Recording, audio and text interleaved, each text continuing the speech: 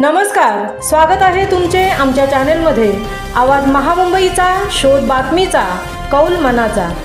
चला तर मग आमचे चॅनेल शेअर करा, लाईक करा आणि सबस्क्राईब करा। धन्यवाद। म्हसळा शहरात संत गोरोबा काका यांची 708वी पुण्यतिथी सोहळा म्हसळा तालुका श्री संत गोरोबा कुंभार समाजातर्फे संपन्न। म्हसळा येथे संत गोरोबा काका यांची 708वी पुण्यतिथी कुंभार समाज मंदिरात मोठ्या उत्साहात संपन्न झाली।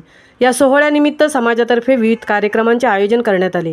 त्यामध्ये श्री संत गोरोबा काका यांच्या प्रतिमेचे पूजन विधिवत पद्धतीने करण्यात आले। या निमित्ताने श्री सत्यनारायण महापूजेचे आयोजन करण्यात आले। पुण्यतिथी सोहळ्यानिमित्त श्री संत गोरोबा काका यांच्या प्रतिमेची पालखी, दिंडी, भजन, कीर्तनांच्या गजरात, टाळ मृदुंगांच्या तालासुरात विठुराया, सोपान, मुक्ताबाई, एकनाथ, नामदेव, तुकाराम यांच्या जयघोषात काढण्यात आली। यावेळी देवा तुझा मी कुंभार, नासी पापांचे डोंगर, ऐशा संतप्ते हो जाती, घडे साधूची संगती, पूर्ण कृपा भगवंताची, गोरा कुंभार मागे हेची, असे अभंग म्हणत संपूर्ण शहरभर सुंदर असे भक्तिमय वातावरण पसरले होते।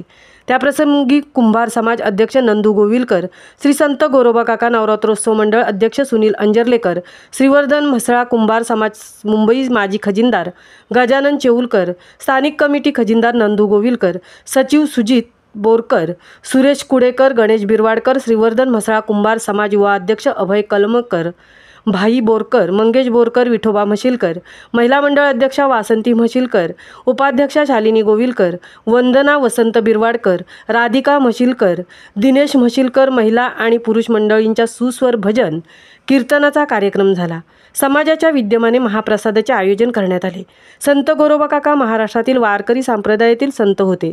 संत गोरोबा काका इसवी सन 1267 ते 10 एप्रिल 1317 या काळातील संत होते। त्यांनी अनेक अभंग लिहिले आहेत।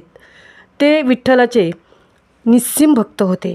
त्यांनी चैत्र कृष्ण त्रयोदशी शके 1239 10 एप्रिल 1317 रोजी समाधी घेतली, असे यावेळी मान्यवरांनी सांगितले।